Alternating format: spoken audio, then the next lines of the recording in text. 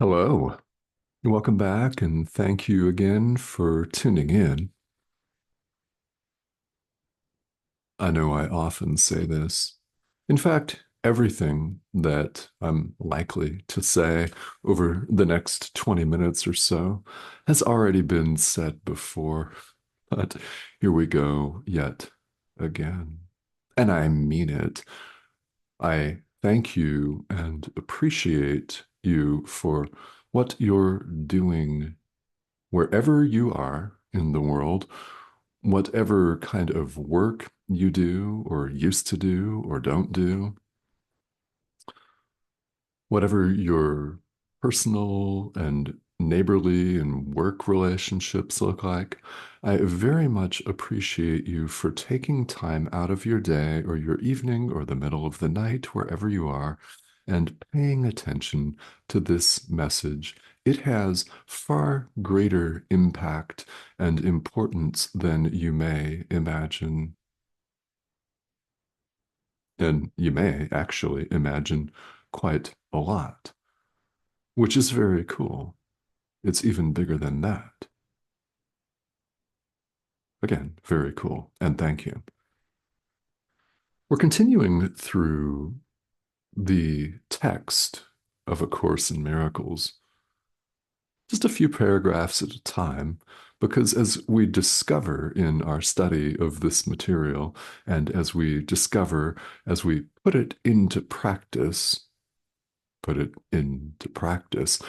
there's a lot here, and there's a lot sometimes to unpack.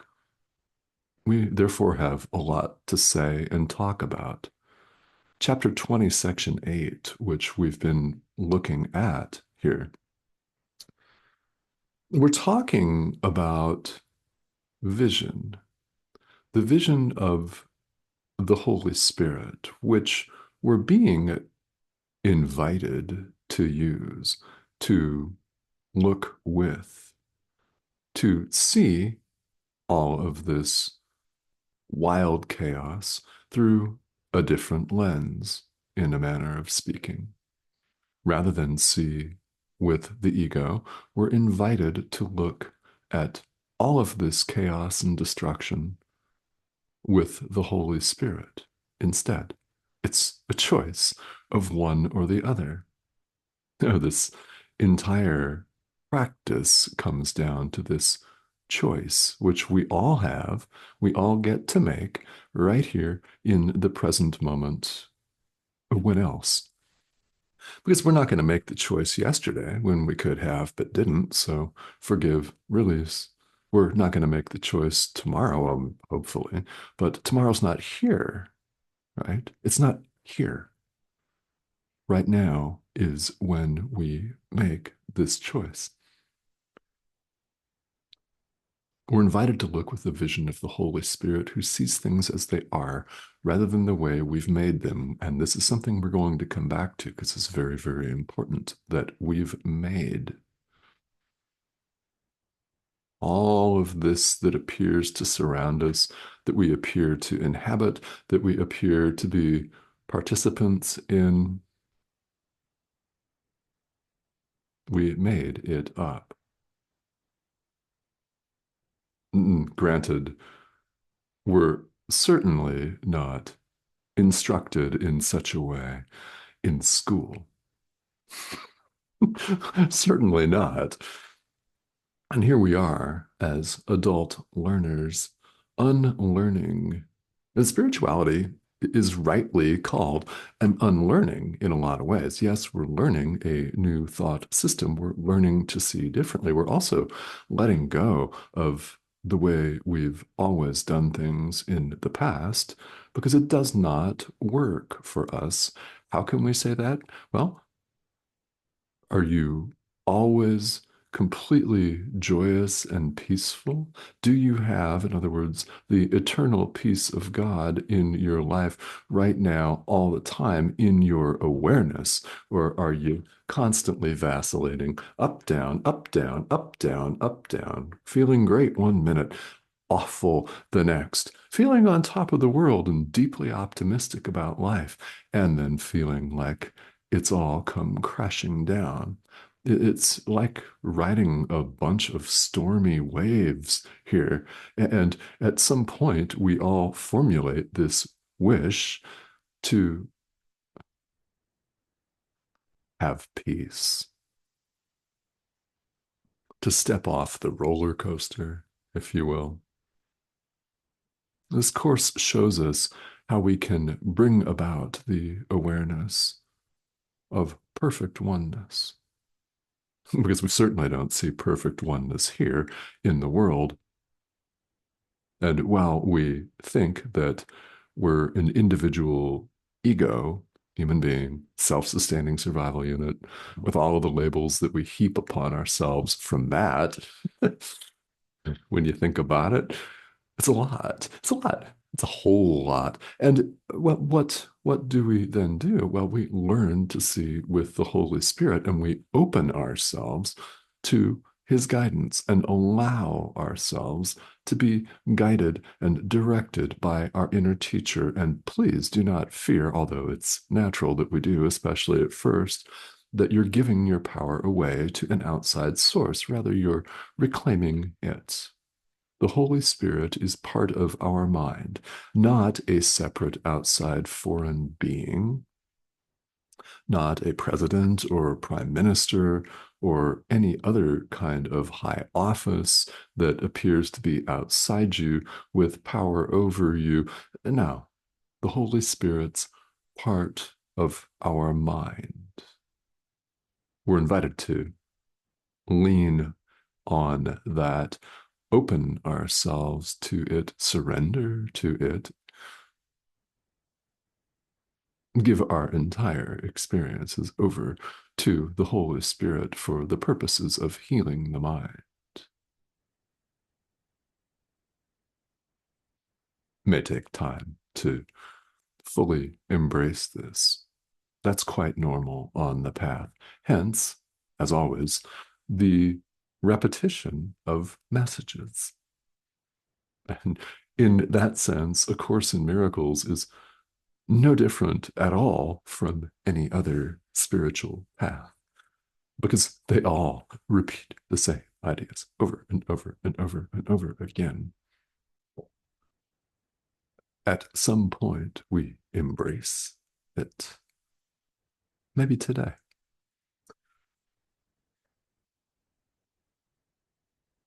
So we're invited here in this passage, paragraphs 6 through 9, chapter 20, section 8 of the text of A Course in Miracles. We're invited to contemplate this. What if you recognized the world is an hallucination? What if you recognized it is a complete mirage?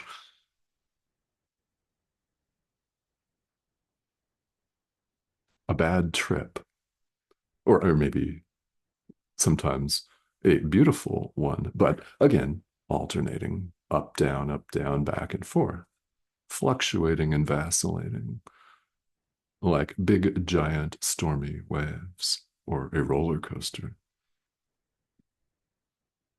What if you recognized this is a hallucination, that you made it up and that it is entirely unreal? You made it up. You made it up. Don't feel singled out. Same here. I made it up. We made this up. What if you recognized that? What then? What if you recognized what I invite you to repeat at all times? This is a dream. This is a dream. This is a dream. This is not the Son of God, which you know. This is a dream. All of this, a dream.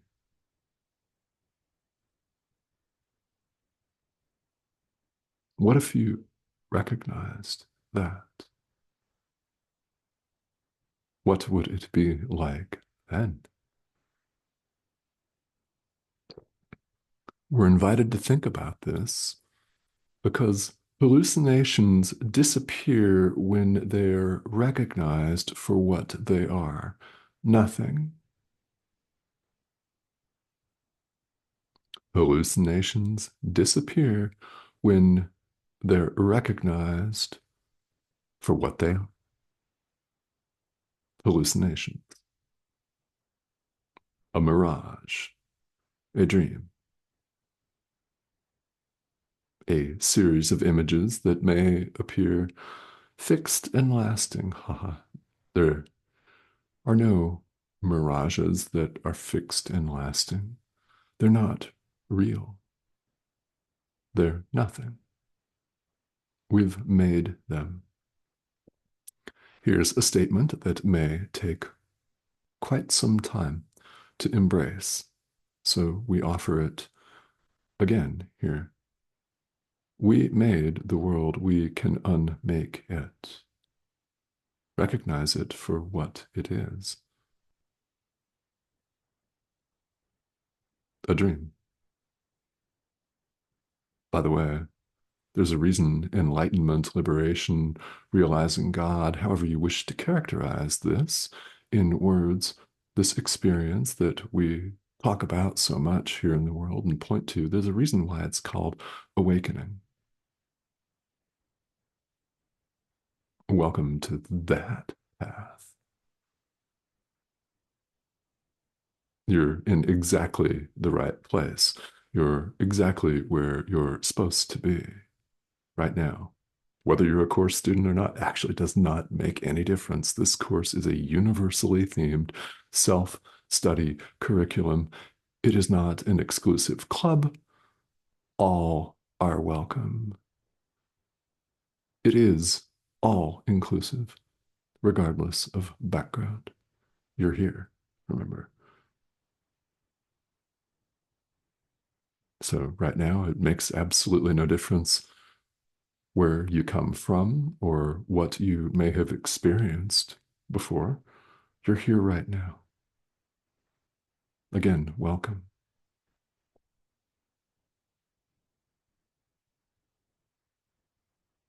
It takes honesty. Oh my God. Yeah, of course it does. The spiritual path is like that. It's for grown-ups, as I like to say, because it takes this honesty, our open, and sometimes it can feel indeed like brutal honesty with ourselves.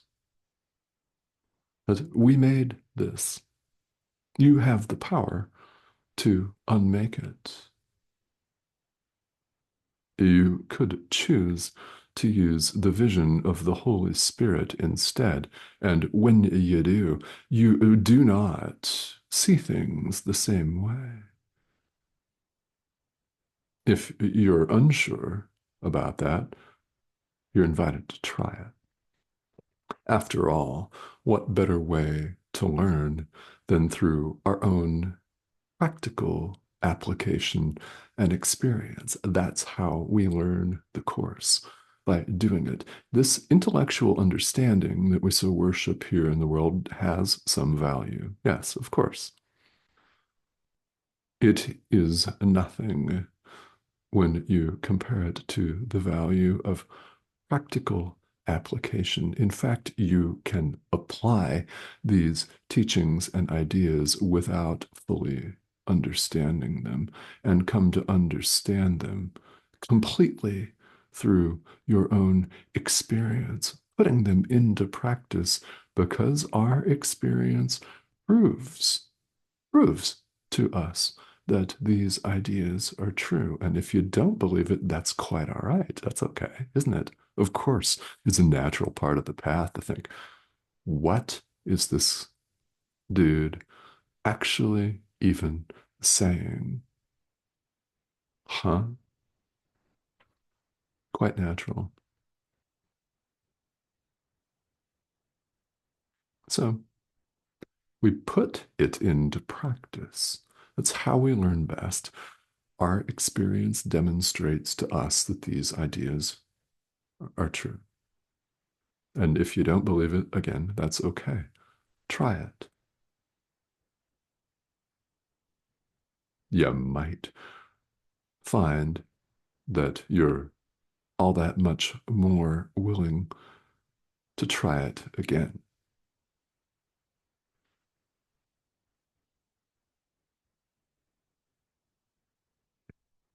Take back the power that you've invested in illusions. Take back the power that you've given them, and you'll be released from them.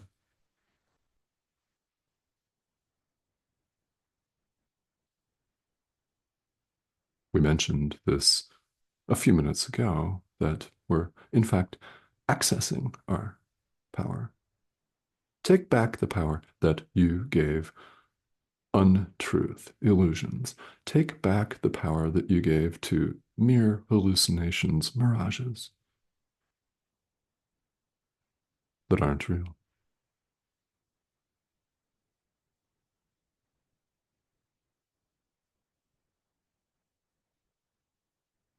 Take back the power that you invested in the supposed reality of this whole world, and you'll be released from it.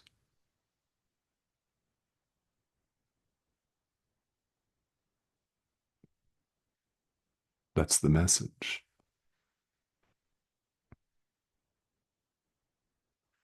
Now, will we still appear to be here? Yeah, until it's time to set this communication device to the side.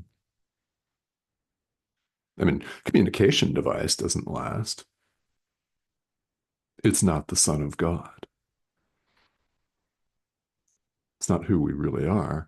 And we all know that, even though we resist it sometimes with pretty much everything we've got. It's true. In fact, this notion that there's more to it than simply gratifying the needs of this organism that's 80% water, uh, eating, sleeping, drinking, going to the bathroom, rinse, repeat, do it all over again the same day, do whatever we do for work, whether we like it or we don't, yada, yada, yada, check email. Yeah, well, that's a sink full of dirty dishes. Better do those. I guess I'm going to vacuum. Maybe I'll go to the gym. Of course, there's more to it than that. We all deep down know this, which is what has us on the spiritual path in the first place, whatever that journey has looked like for you up to this point. You're here right now. Now, as a student of the course, you could, of course, choose to adopt and practice and study A Course in Miracles as your main thing in spirituality because it is not a religion, for which I'm deeply grateful. It's not a cult, which the world does not need. It's got enough of those already, as we see pretty much everywhere we look. Yeah. This image that you see on your screen is not a leader of a sect or anything, for which I'm deeply grateful, by the way. It's a self-study curriculum. You may do this either on its own or in conjunction with other traditions. There are many people here in the world that use the ideas presented here in A Course in Miracles to help illuminate and augment their walk in another tradition. That's absolutely doable and quite common. So, however you're called to take this material, to contemplate it, you're invited, we're all invited, strongly urged, in fact, to put it into practice because this is where we learn the best. So you have lots of help along the way, starting first and foremost with the guidance, the loving, patient, certain guidance of the Holy Spirit, your inner teacher, and call it whatever you want to call it. It, as a pronoun, is quite appropriate, in fact, for the Holy Spirit. Yeah, it goes by the masculine pronouns he and him here is a matter of convention in A Course in Miracles, as does God, but God's not a person. And neither is the Holy Spirit. So call it whatever you want to call it. That makes absolutely no difference. What matters is that you connect with it, that you allow the Holy Spirit in and choose the Holy Spirit instead of the ego. Look at all of this division, hatred, warfare, whatever's coming up in your area, in your life right now. Look at all of it differently. with the Holy Spirit instead of the ego. First and foremost, you have his guidance, certain calm, loving guidance and assistance. And you also have the guidance and assistance of what appear to be people here on Spinning Ball of Rock. This is one of them. You're more than welcome to ask questions here. It's it's so important that if you have questions that you don't hesitate to ask. This is something that we are told growing up. And it's so true. We may roll our eyes when we're kids. I mean, I remember doing that.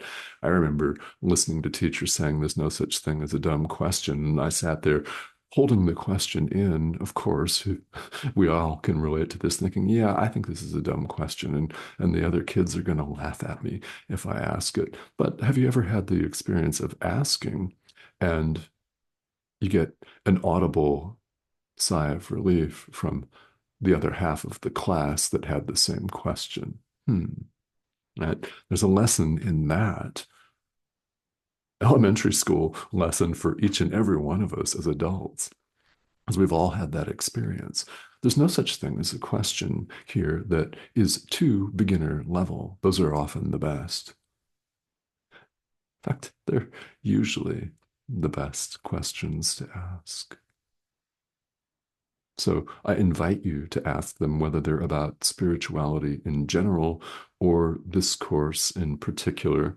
Doesn't make any difference. You're invited to ask questions. This comment thread's indeed the perfect place for that. Now, if you have not subscribed, I'd love to have you join us, please. Go ahead and do that. This is the prompt. It's in the corner of your screen over here. Click that icon and you'll be invited to join us. Many videos appear each week because spirituality is ongoing. It's really, really important. So I'll just come back to the way this discussion opened here in wrapping up. What you're doing right now in watching this video is of incredible, powerful importance to every single living thing throughout space and time, to an order of magnitude that none of us can possibly even begin to imagine. So, for that dedication, commitment, and practice, I thank you very deeply, and I appreciate your being here. And we'll see you again soon.